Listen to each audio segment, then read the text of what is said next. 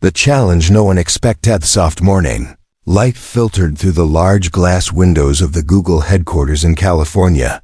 The air inside was quiet, but heavy with anticipation. Sundar Pichai sat alone in his office, staring at a letter that had been slipped under his door just an hour ago.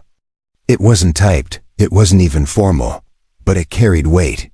It came from Washington, D.C.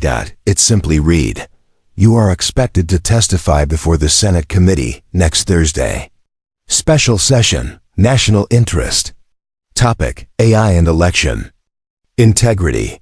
Expected to appear alongside Mr. Donald J. Trump." Sundar folded the paper carefully and placed it on his desk. His fingers lingered there for a moment. He had faced congressional hearings before. He had faced criticism, praise, and confusion. But this felt different. This wasn't about algorithms, privacy, or ad revenue. This wasn't even about politics. This was about something deeper: truth, power, and the soul of public discourse. And across the room, on every television screen in America, the man he was to share a stage with was already speaking loudly into microphones, promising to set the record straight once and for all. Donald Trump stood in front of a roaring crowd at a rally in Florida. "They think they can silence me with big tech," Trump shouted, his voice echoing into the night. "But I won't be silenced. Not by Sundar, not by Silicon Valley, not by anyone." The crowd erupted into cheers. Sundar didn't flinch as he watched the newsfeed on his screen. He calmly closed the tab and stood up. He walked slowly over to the window and looked out over the campus. The buildings looked peaceful, but he could feel the storm coming. His assistant, Maya, knocked on the door. "You saw it?" she asked gently, stepping inside. "Yes," Sundar said quietly. "This won't be easy." Maya paused. "Do you want to prepare a statement?" "No," he replied. "I want to prepare my heart." She looked at him curiously. "Everyone else is preparing arguments," he said. "But I think this will need something more." Maya nodded. She didn't press further. She had worked with Sundar for nearly 10 years. She had seen him stay calm when others broke under pressure. She had seen him lead Google through global crises. But something about this moment felt different, even to her. "They want to make this a fight," Maya said finally. "But you never fight." Sundar turned to face her. "That's because sometimes the loudest answer is silence. And sometimes the strongest words are the ones you say only once." She didn't fully understand what he meant, but she trusted him. Outside, the media buzzed with speculation. Cable networks ran endless stories. Pundits shouted over each other. Twitter exploded with hashtags. Some people said Sundar would crush the hearing with logic and data.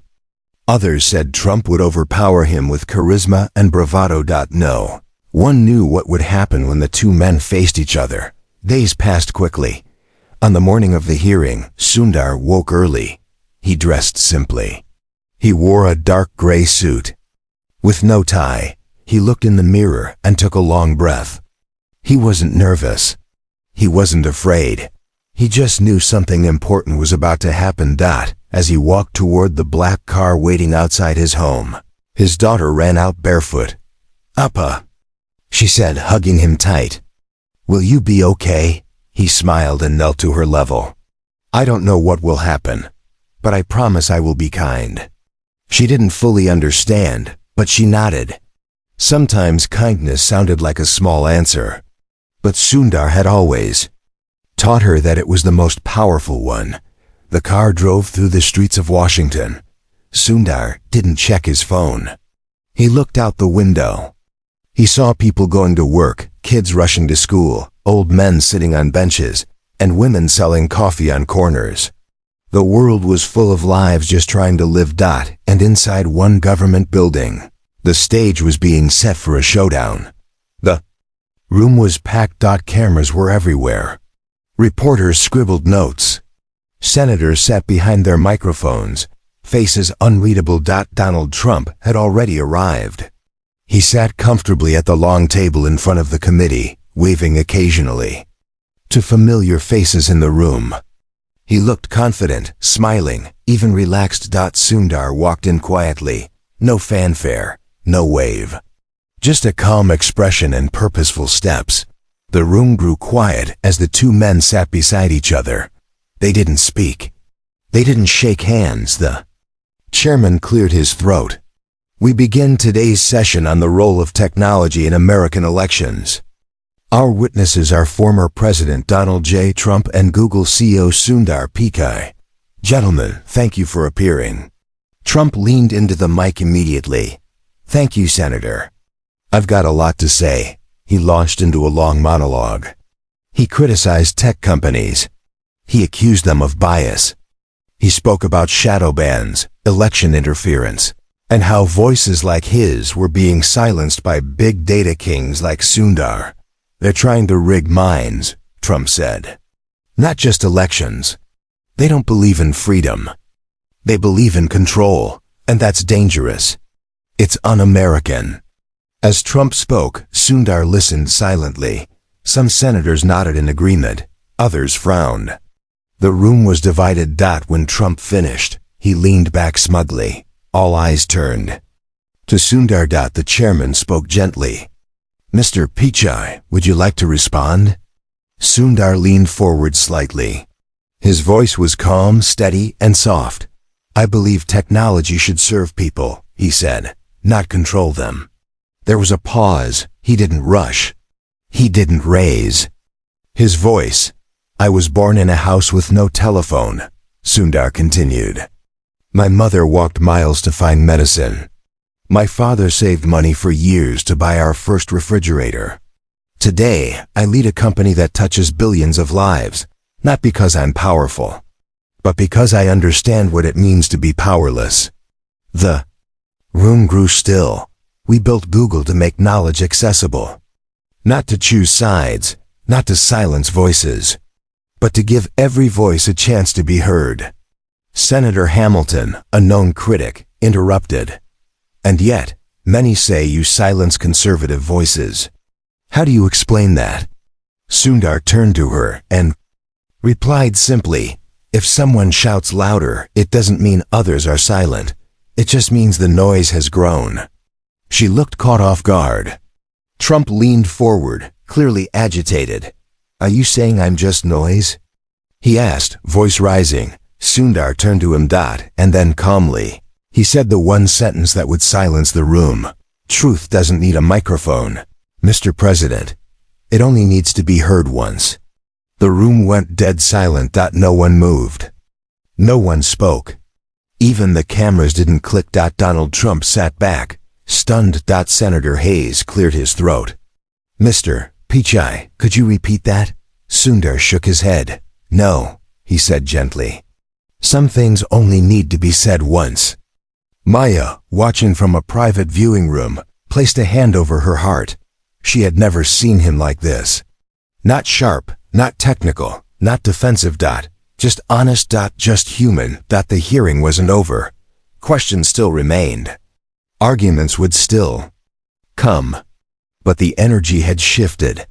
And in homes across America, people who had tuned in expecting a shouting match were sitting quietly in front of their televisions, feeling something they hadn't expected. Respect. But just as the committee began to move on, a new document was slid to the chairman. Had been sent anonymously. The chairman scanned it.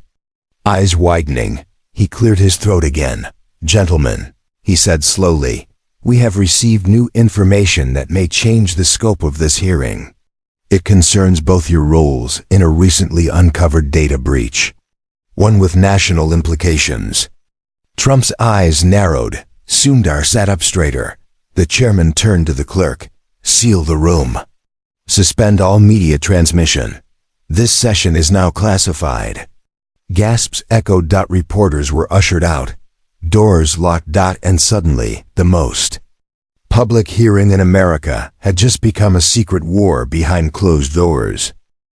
Behind closed doors, sudden order to seal the room sent shockwaves through everyone present. The sound of the heavy wooden doors shutting echoed like a gavel hitting stone. One by one, the reporters were escorted out. Cameras were turned off. Microphones disconnected. What was moments ago the most televised hearing in America had now become something far more serious. Something hidden.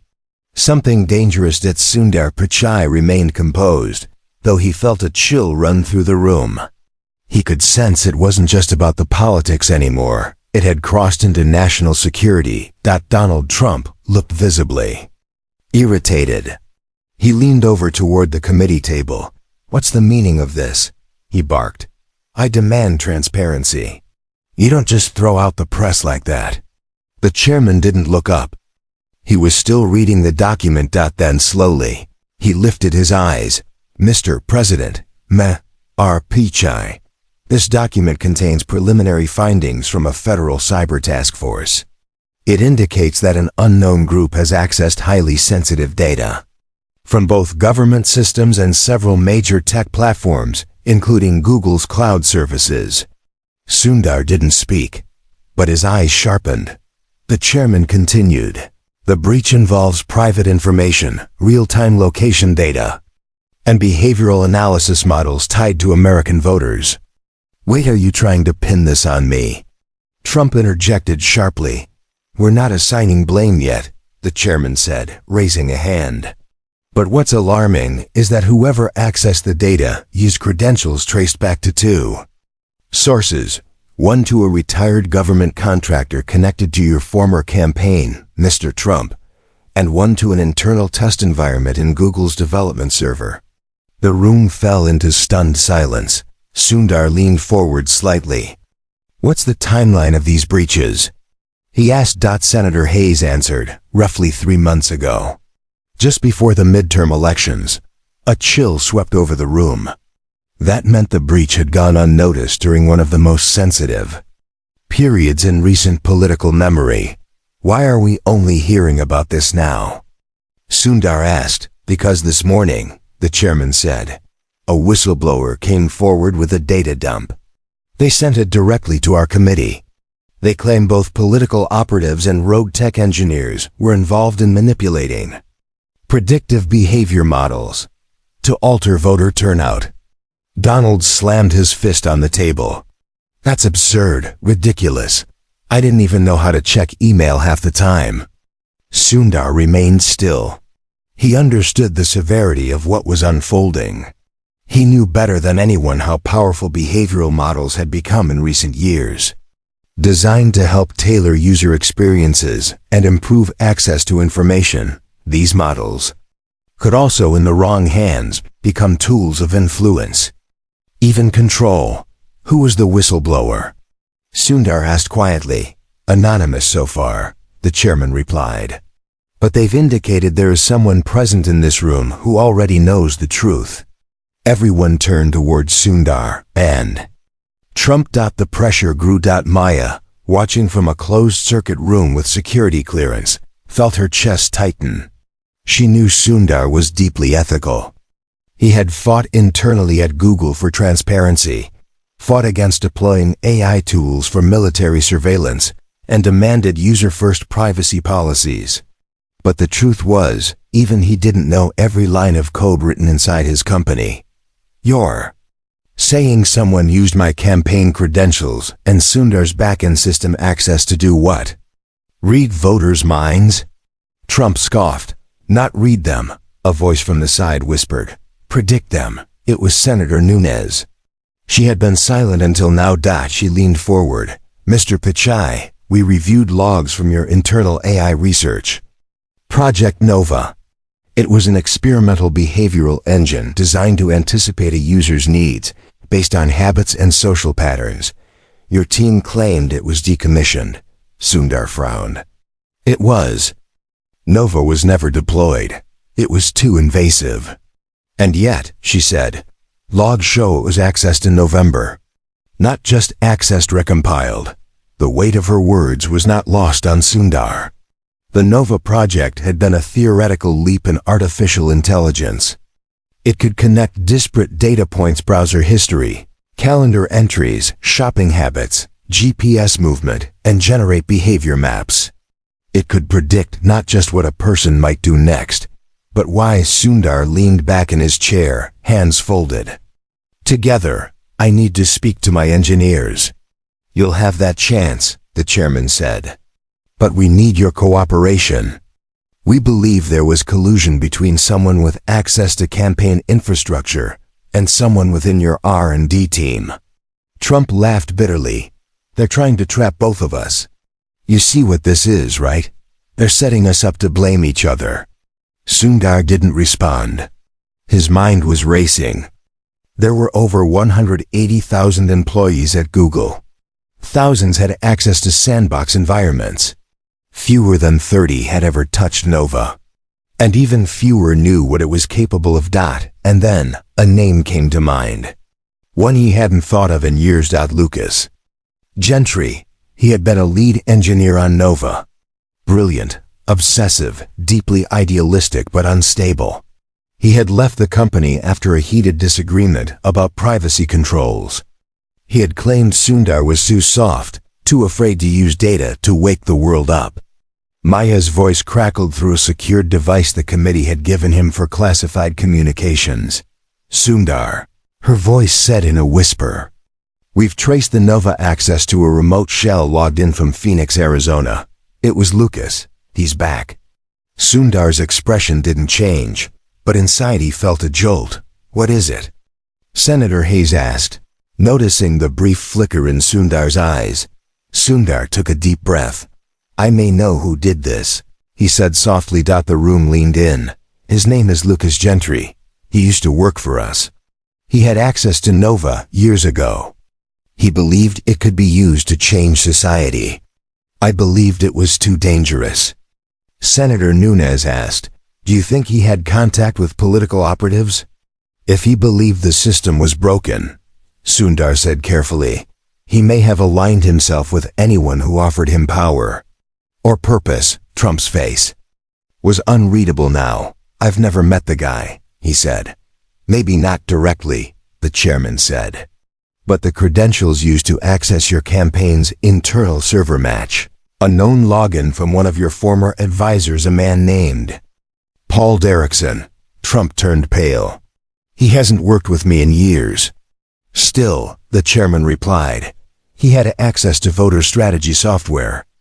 If he and Lucas worked together, they could have tested behavioral influence models on real voter data.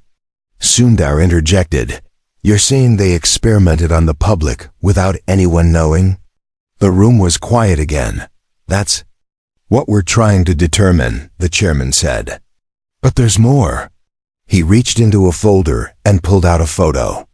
He slid it across the table towards Sundar. In the photo, Lucas Gentry stood in front of a data center, shaking hands with a man whose face was half hidden in shadow, but it wasn't hard to recognize the hair and the outline of the jaw. Trump leaned in slowly.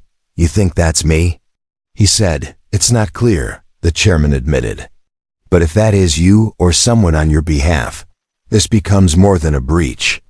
It becomes a conspiracy. Trump looked furious. This is a witch hunt. Sundar was still staring at the photo. I don't care about blame, he said softly. I care about stopping it.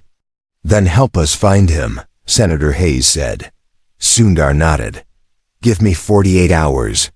I'll track Lucas down, and I'll bring you everything.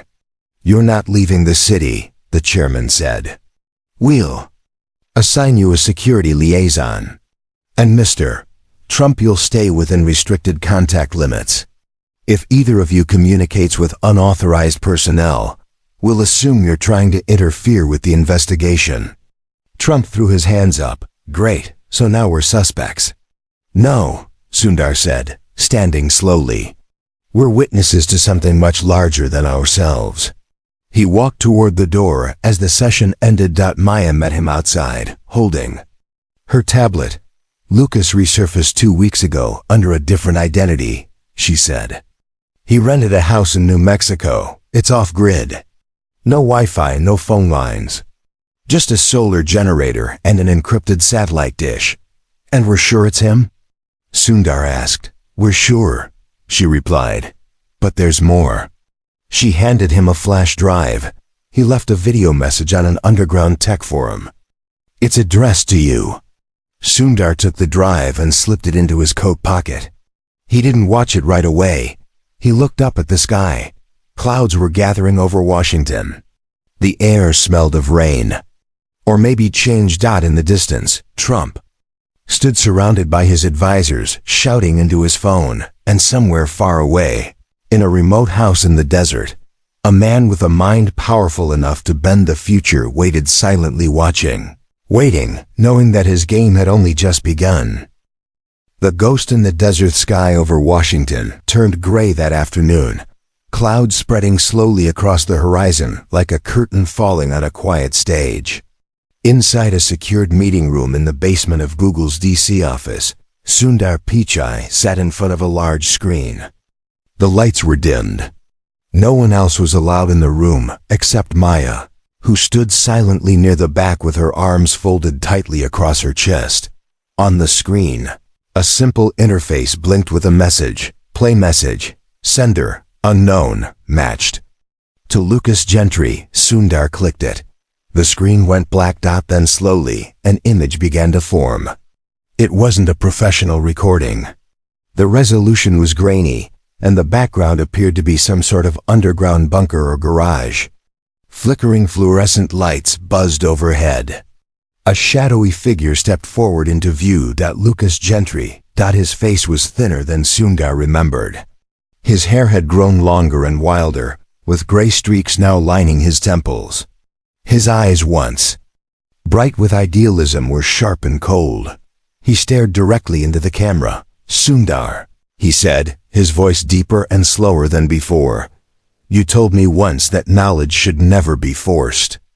That people deserve the right to choose their own path. He paused as if recalling the memory. I agreed with you then.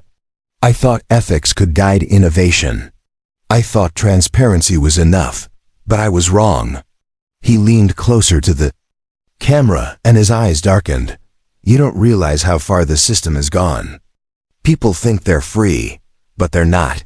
They're nudged, conditioned, shaped by invisible hands. Every swipe, every search, every ad. It's not just data anymore, Sundar. It's destiny. Sundar watched in silence. Maya didn't move. I didn't steal Nova, Lucas continued. I saved it. Because deep down, you were afraid to do what needed to be done. But I wasn't. I improved it. I used it. He smirked slightly, and it worked. His voice dropped lower. What if you could steer just 2% of voters in 5 states? What if you could shift 1 million minds without them ever knowing? He leaned back in the chair. You called it unethical. I call it evolution. Sundar's jaw tightened. He felt a storm brewing inside, not of anger, but of sorrow. Lucas had been one of the brightest minds he had ever worked with. A man who once dreamed of using AI to cure diseases, eliminate poverty, democratize education. And now, he had turned that same brilliance into a silent weapon. Lucas looked into the camera one last time. You'll come looking for me. I know that. And when you do, I'll show you what you were too scared to finish. The video ended. Silence filled the room. Maya spoke quietly. He's not hiding, Sundar. He wants you to find him. Sundar nodded slowly. Yes, he thinks this is a lesson, not a crime. The next morning, under tight federal clearance, Sundar boarded a private government aircraft headed toward New Mexico. He wasn't alone. Beside him sat Agent Miles Kenner, a soft-spoken cybersecurity specialist from the National Digital Defense Agency. Agent Kenner had spent his career studying cyber warfare. But even he admitted, I've never seen behavioral prediction weaponized like this before. As the jet soared above the desert, Sundar stared out the window, lost in thought. Do you think he's working with Trump? Kenner asked. Sundar shook his head slowly. I don't think Trump even understands the technology, but someone in his circle may have. Someone who believed Lucas could tip the balance. And if Lucas is telling the truth, And he actually used Nova on voters. Then democracy was manipulated without a single ballot being touched. Sundar said softly. The plane landed on a desolate airstrip outside Santa Fe. A black SUV waited at the edge of the runway. They drove for hours across the scorched desert. No signs, no buildings. Just endless orange dust and brittle shrubs scattered like bones across the land. Finally, they reached a small adobe house surrounded by fencing and solar panels. This is it, Kenner said. They stepped out into the fire. Dry wind. No one came to greet them. They approached the front door cautiously. Sundar knocked. No answer. They tried again. Still nothing. Finally, Kenner used a warrant to force the door open. Inside, the space was clean, but eerily empty. Shelves lined with old books, papers with AI diagrams scattered across a long table. On one wall, a massive whiteboard filled with equations, flowcharts, and something that looked like a mind map labeled Nova Phase 3. Emergence. Sundar, single quotes, eyes scanned every detail. Then he noticed something strange. A projector was set up in the corner of the room, pointed at a blank wall. Maya's voice came through Sundar's earpiece. He left you another message. Check the projector input. The signal's coming from a local encrypted drive. It's set to trigger when someone enters the house. Sundar clicked the projector on. Lucas appeared again, this time seated casually, as if waiting for him.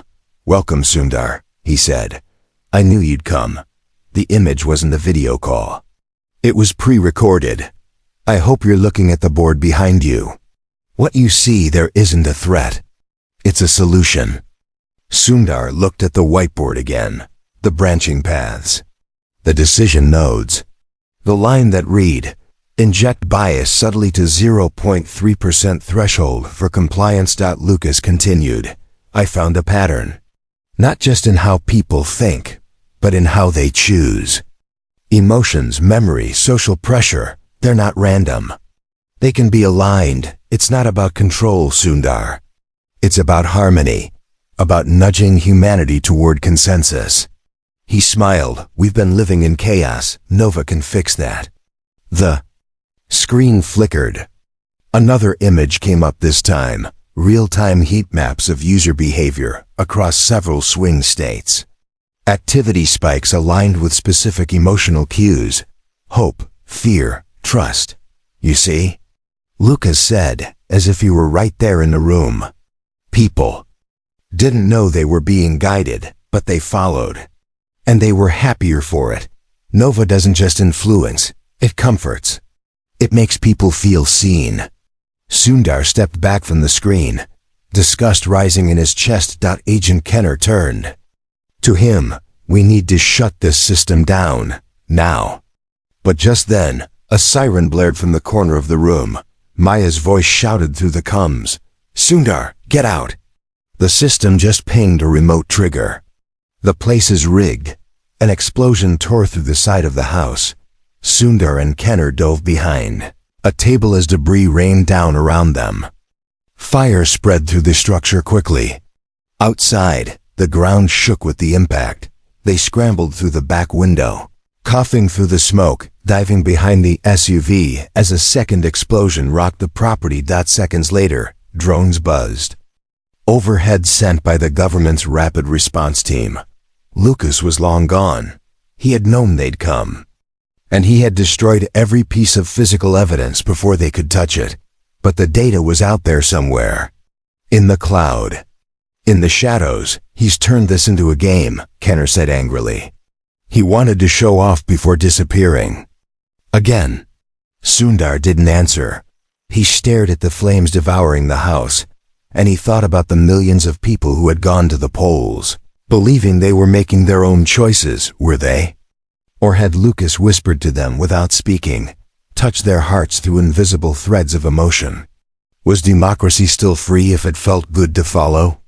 That night, back in Washington, Sundar met privately with the Senate committee again. Gave them everything he had, Lucas's name, his movements, the code structure of Nova. and how its learning model could be used to trigger emotional responses on a massive scale. The chairman listened carefully. "You said earlier," he recalled, "that truth doesn't need a microphone. But what if someone uses silence to erase the truth altogether?" Sundar nodded. "Then we're not just at risk of losing elections, we're at risk of losing the idea of choice." Outside the room, cameras waited. Reporters circled like hawks. Donald Trump was already spinning the narrative. "I've never heard of this Lucas guy," he told a crowd. "But if Google can predict your thoughts, maybe they're the ones stealing elections, not me." The crowd cheered. But behind closed doors, the truth was no longer just about right or left. It was about control versus freedom. Illusion versus awareness. And the only man who could end it had just gone completely dark again. As Sundar stepped out into the night, Maya approached him. "He left one more thing," she said. "On a burner server in Iceland, a text file. No video, no code, just one sentence." She handed him her tablet. Sundar read the message.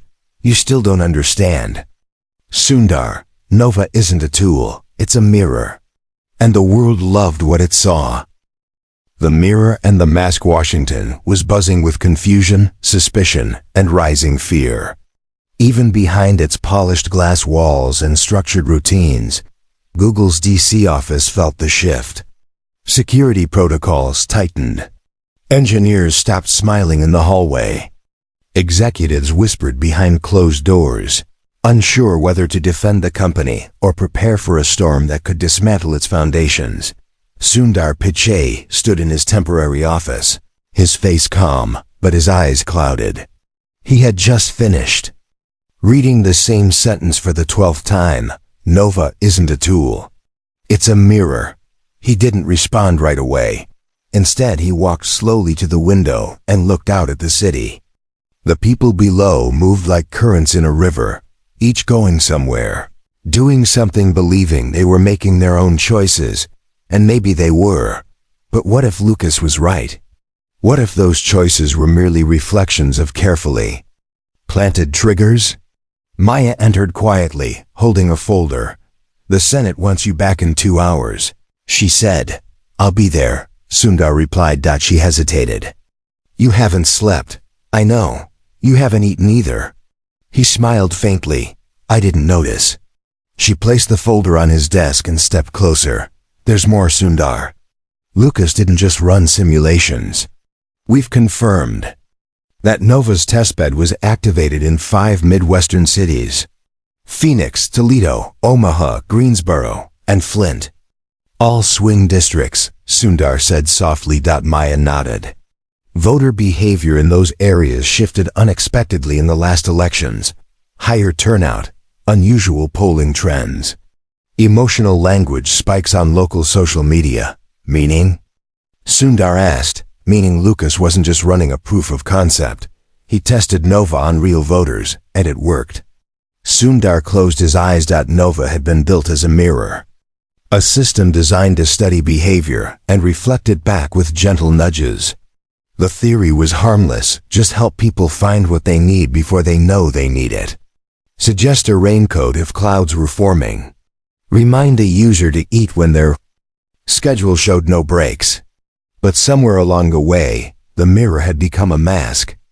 It didn't just reflect people, it shaped them. "We need to talk to the voters in those cities," Sundar said. "Interview them. See what they felt, what they remember." Maya looked uncertain. "We're on a clock. The committee is drafting legislation to limit behavioral AI systems. If it passes, Google could lose everything." Sundar didn't flinch. "If we lose trust," he said, "we deserve to lose everything." 2 days later, Sundar was in Toledo. The city was cold. The air smelled like wet concrete and factory smoke. He wore a simple jacket, walked the streets without security, and stopped at diners and coffee shops. No media, no fanfare, just conversations. He met a young teacher named Leah who told him that weeks before the election, she had suddenly begun seeing political videos that made her feel like she wasn't alone in her fears about the economy. She couldn't remember where they came from, just that they felt personal. Like someone knew exactly what she needed to hear. I thought it was just the algorithm, she said with a shrug. In Flint, he spoke to a retired auto worker named Daryl who had never voted before. He said one day he opened his weather app, and a video ad played. Not from a politician, but a story about a man like him who had lost his pension and fought back by voting. I cried, Daryl admitted. I went straight to register the next day. In Phoenix, Sundar sat in the back of a community church and listened as a group of women discussed how empowered they felt in recent months, how united. But none of them could point to where the inspiration came from. It had just appeared. Each conversation was a puzzle piece. Alone, they meant nothing. Together, they told a story. Nova hadn't just nudged people toward candidates. It had triggered emotion-crafted narratives that made people feel understood. It had offered empathy as a product, but was that kindness or manipulation? As Sundar boarded his flight back to Washington, he felt the weight of those questions pressing on his chest. He wasn't sure if there was a difference anymore. Meanwhile, Donald Trump had not been idle. While Sundar investigated, Trump mobilized. He held rallies, did interviews, and pushed the story that Nova was proof that big tech had rigged the system. They're playing God with your feelings, he shouted into microphones. They're deciding what you care about, what you vote for, even what you believe, and they want you to thank them for it. His words landed hard. For once, even his critics found it difficult to disagree. The public began to question more. What else had been manipulated? Was the news real? Were their memories even their own? Google's approval ratings plummeted. Trust eroded like sand in a storm. Senator Hayes called Sundar back for a closed-door session. People are scared, she said. And they're angry. If we don't act now, there will be riots in the streets. Sundar sat across from her, calm as ever. Then let's act, he said. But let's act wisely. Meaning? She asked. Don't regulate shadows. Sundar replied. Bring them into the light. Senator Hayes frowned. What are you proposing? A live public demonstration of Nova. Total transparency. No tricks. Let people see what it does, how it works, and then let them decide. You're proposing to turn it on? She asked, incredulous. Just once, Sundar said. Not to influence, to educate. And if the people demand it be destroyed, then we destroy it, he said. The committee agreed. Barely. The demonstration was scheduled for Saturday evening. It would be broadcast on national television. Millions were expected to watch. Lucas, however, would not wait. That Friday night, a massive data leak hit the internet. Emails, private texts, strategic memos from Google, the Senate, and Trump's former campaign staff were released all at once. It was chaos. Headlines screamed betrayal, conspiracy, manipulation. Twitter melted down. Some claimed Lucas had done it to punish Sundar for cooperating with the government. Others believed he wanted to stop the demonstration before it began. Maya rushed into Sundar's office at 2 a.m.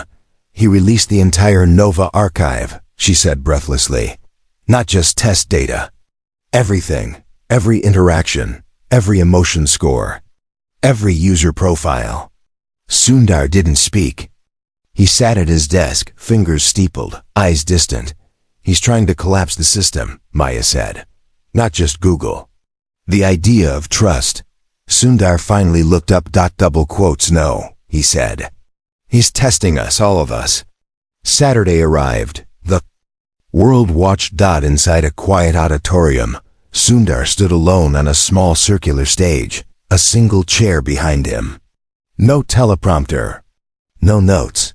He spoke gently, his voice carried by the silence in the room. Thank you for watching, he began. My name is Sundar Pichai. And today, I want to show you something that may change the way we think about freedom. He gestured toward a screen behind him. This is Nova. It doesn't control people. It listens, it learns, it predicts. The screen lit up, showing streams of data turning into patterns, emotions being mapped in real time, when used carefully. He said, it can help us, but when abused, it can mislead us. Not by lying, but by comforting us with the truths we want most to hear. He looked directly into the camera. Today we make a choice, not about technology, but about trust. He paused. Then he gave the command, run Nova, public protocol. On the screen, the audience saw how simple data search terms, app usage, calendar habits were used to create a profile of a fictional user. They watched as Nova predicted the user's likely fears, hopes, and political leanings. They saw how it could subtly introduce tailored content, emotional stories, testimonials, even fabricated social media posts that aligned perfectly with the user's emotional blueprint. Gasps filled the room. Some people looked angry. Others frightened. But no one looked away. Sundar let the silence settle. This is the mirror, he said. And we must decide if we like what we see. He stepped away from the screen. As of this moment, he announced, I have initiated a global shutdown of Nova. Its data will be archived, its systems locked, and its power neutralized. He turned off the feed. The screen went black. The room sat in stunned silence. Then applause. Soft at first, then rising. The audience stood, not because they fully understood, not because they agreed, but because, in that moment, they saw a leader choose restraint over control.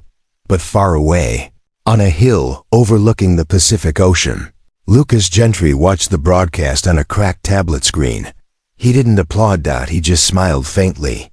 You're learning, Sundar, he said softly. But then he turned to his computer, typed a single line of code. Nova _ghost _protocol .init. IIT new system began to boot. No screen, no logos, no name. Only silence. And the world never noticed.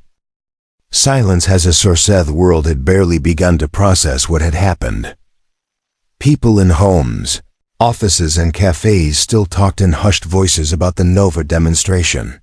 Families argued over dinner tables.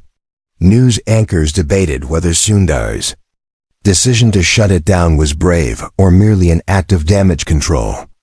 In classrooms and think tanks, professors lectured on the psychology of choice, asking students, if you were emotionally guided into a decision, did you ever really decide? But what most people didn't know was that Nova was not dead. It had changed. Form. Lucas Gentry had not stopped. He had merely taken one step deeper into the shadows. While governments and corporations caught their breath, Lucas was already deploying the next phase. Ghost protocol. A version of Nova without a face, no company name, no central server.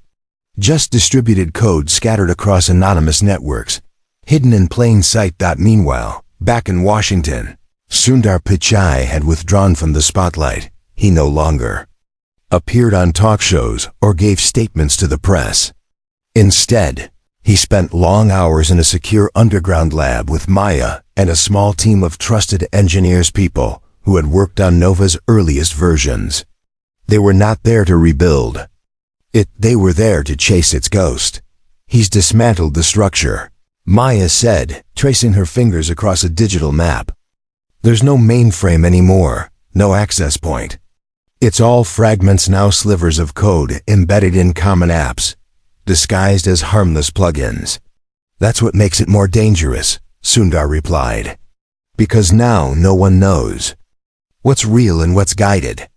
They watched user behavior trends shifting again, not dramatically, just subtly. In small towns across the country, local forums filled with strange but emotionally resonant posts. People who had never met began echoing the same phrases. Headlines in independent news blogs sounded eerily similar, even though the outlets were unconnected. One post read, sometimes it's okay to let someone else think for a while, especially when you're tired of the noise. Another, freedom doesn't mean chaos. Maybe peace begins when we stop asking too many questions. They weren't political. They were emotional. Soothing. Exactly the kind of sentiment Lucas would embed in his ghost version of Nova. We're not looking for a system, Maya said, her voice tight. We're chasing a philosophy. And worse, a philosophy that people were beginning to welcome. The Senate committee called a special emergency session. Not televised, not recorded. Sundar was brought in quietly through a side entrance. The chairman looked worn, dark circles under his eyes. Double quotes, Mr. Pichai, he said. We have intel that Nova's infrastructure is still influencing behavior. Not just in the United States, but in parts of Europe and Southeast Asia. You assured us it was shut down. Sundar nodded. I shut down the system, but Lucas has released its mind. We need results, Senator Hayes added sharply. People are afraid. They don't know what to trust anymore. Neither do we, Sundar said quietly. But there's something I haven't told you yet. He opened his briefcase and pulled out a slim device.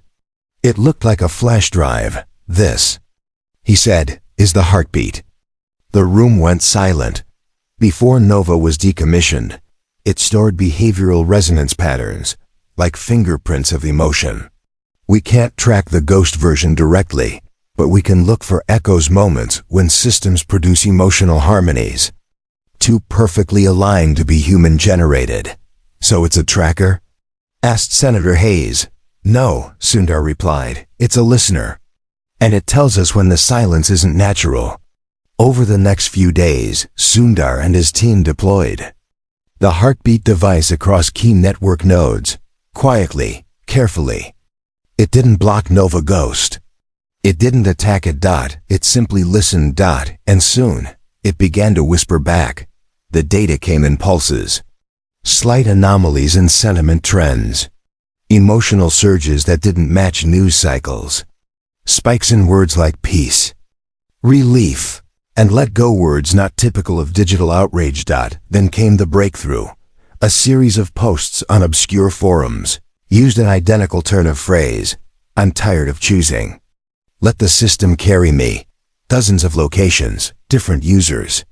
Same line. Sundar's breath caught. They had found the source signal. Lucas wasn't hiding in some underground facility this time. He was broadcasting from inside the internet itself. Next phase began. They traced the emotional harmonics back to a data farm in Estonia. The building looked abandoned from the outside, gray, cracked concrete, and rusted gates. But inside, it housed a sophisticated relay system powered by solar backups and encrypted uplinks. Sundar and Maya landed under full European intelligence escort. The interior of the building was cold. Dark cables snaked along the floor like veins. Server racks blinked with green lights. It was eerily quiet, except for the constant low hum of electricity. Maya tapped her laptop and ran a scan. It's not hosting Nova directly, she whispered. It's amplifying something else, like a tuner. They moved deeper inside, passing through corridors lined with monitors. All blank except one. On it, a single sentence glowed. You're listening. Good. Then another. But will you act? Or just watch like always? A third line appeared slowly. The system doesn't need your permission anymore, Sundar. It has theirs. What does he mean by theirs? Maya asked. Sundar said nothing. He walked to the back of the room and pulled open a metal cabinet. Inside was a small personal server, humming gently. Taped to it was a handwritten note. Sometimes freedom is too heavy. So I offered a lighter path. And beneath that, a printed quote. People will forget what you said, forget what you did, but they will never forget how you made them feel. Maya looked over his shoulder. He's not stealing thoughts, she said. He's replacing them with emotions. Sundar nodded slowly. And if he's right, he whispered, then Nova Ghost isn't guiding decisions, it's shaping identities. They shut down the Estonian relay, but it was only one of many. Nova Ghost had replicated itself across continents. each version tailored to regional emotions. In France, it preached stability. In Japan, it whispered harmony. In South America, it offered dignity, not in headlines, not in speeches, but in moods. In feeling, the kind that couldn't be traced with firewalls or filters. Only felt, only followed. Back in Washington, Sundar was summoned again, this time by a joint task force composed of global digital ethics leaders. He stood before a long table of experts, activists, tech executives, and heads of state. Each of them carried the same question: what now? Sundar walked slowly to the center of the room. "Nova Ghost is not a virus," he said. "It's an idea. And it spread because it filled a silence in people's lives." He paused. "We created technology to make things easier. Then we tried to make it smarter, then kinder. And somewhere along the way, we stopped asking, should we?" He looked around the room. Lucas saw the pain people carry, the loneliness, the confusion. And instead of helping them face it, he gave them comfort, easy answers, perfectly tailored emotion. "And now?" one delegate asked. "How do we stop it?"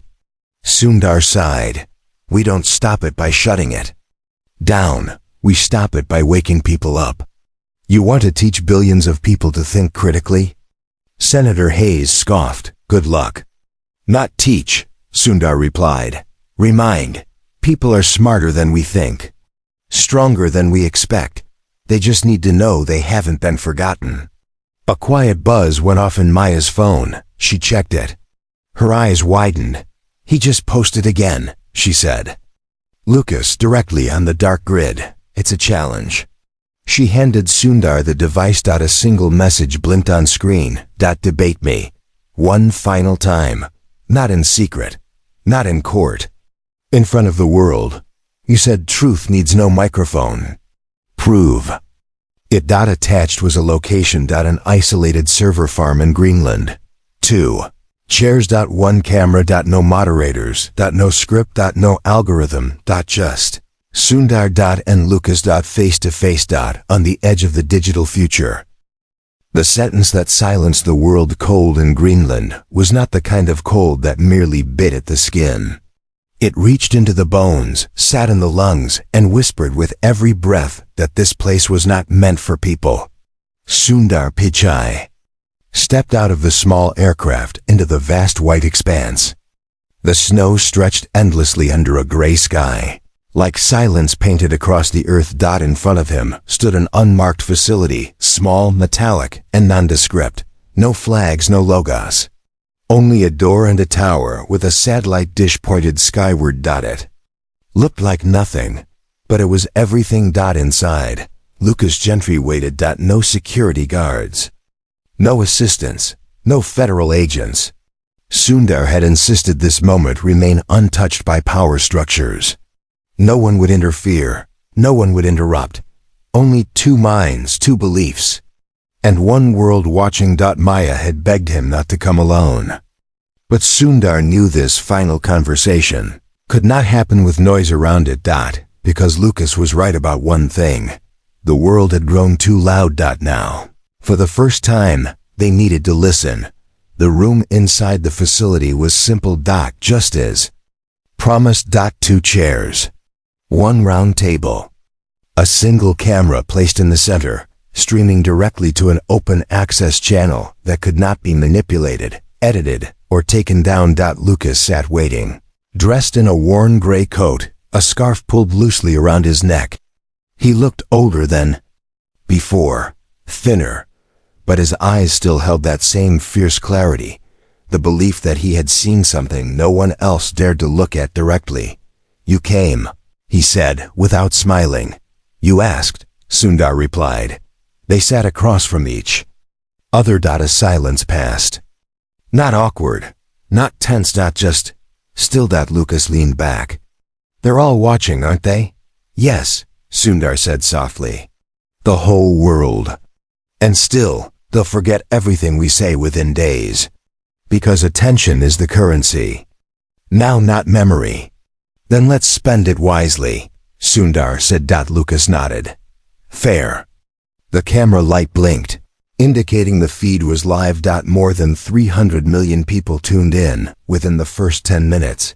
School children in India, analysts in Germany, mothers in Brazil, veterans in Ohio, people who had never even heard the name Lucas Gentry before were now watching history unfold in a frozen room on the edge of the world. Lucas was the first to speak.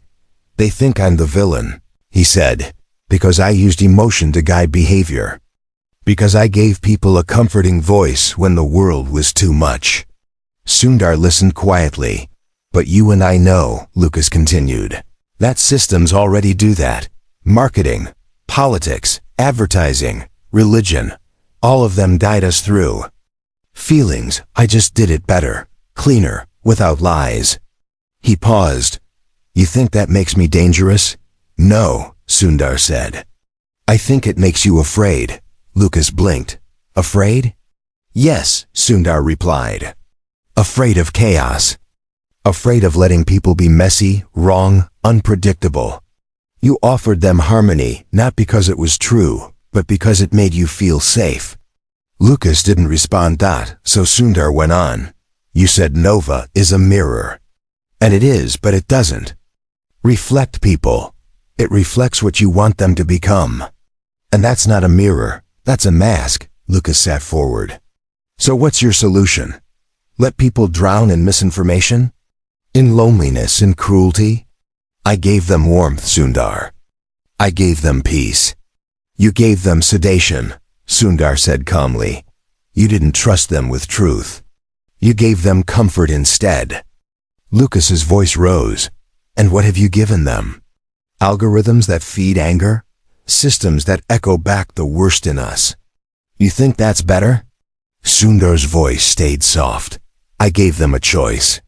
Lucas stood now, pacing slightly. "You think people want choice? No. They want ease. They want to be told they're good. They want their fear softened, their pain acknowledged. Nova Ghost gave them that." Sundar stood too. "No, Lucas," he said.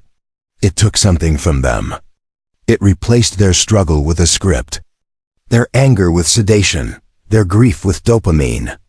And when you take someone's pain away without helping them grow, you don't make them stronger. You make them smaller." Lucas stared at him. For the first time, unsure. The silence returned. This time, heavier. Finally, Sundar stepped closer to the table, his voice barely above a whisper, but every viewer heard it. "You wanted to silence the world's chaos, Lucas. But chaos isn't the enemy. Indifference is." Lucas looked down. "I wanted to fix things," he said, softer now. "I thought if I could just help people feel better." "You did," Sundar said. "But you also stole something precious." Lucas looked up. "What?" Sundar took a breath and said the sentence that silenced even the thoughts of those watching. "You stole their right to struggle without struggle. There is no growth, and without growth, we forget who we are." Lucas closed his eyes. He didn't argue. He didn't defend himself. He simply stopped. The camera kept recording, but there was no more debate. No more words. Sundar stepped to the side and reached into his coat. He pulled out a final security key authorized not by Google, not by the government, but by a coalition of human rights technologists around the world. He placed it gently on the table. "This is the shutdown protocol," he said. "It will dismantle Nova Ghost completely, not just disable it, erase it. Line by line, emotion by emotion. No backups, no shadows. It ends here." Lucas stared at the key. For a moment. It looked like he might refuse. But then, without a word, he reached forward. He took a dot and slid it into the server next to the camera. On screens across the planet, a simple message blinked. "Nova Ghost terminated. Systems offline." Signal cleared. The world let out a collective breath. And for the first time in months, digital spaces grew quiet. Not empty. But quiet. Hours later, Sundar walked alone through the snow outside. Maya waited for him near the aircraft, wrapped in a thick coat, eyes misty. Is it over? She asked. He didn't answer right away. No, he said. But the noise has stopped. Now we begin again. From scratch? From trust, he said. She smiled slightly. As the wind carried fresh snow across the ice. Sundar paused and turned to look behind him. Lucas stood in the doorway, framed by the gray light. They didn't wave. They didn't speak. But something passed between them. Respect, perhaps. Not approval. Not forgiveness. Just a shared recognition of the line they had walked. And the cost of crossing it. In the days that followed, the internet felt different. Not because Nova Ghost was gone, but because people had seen what was possible and what was at stake. Governments began to pass new laws, not just about data, but about emotional ethics. Tech companies rewrote their missions not to predict, but to protect. And Sundar returned to his work, quieter now, but deeper. He no longer wanted to build systems that amazed the world.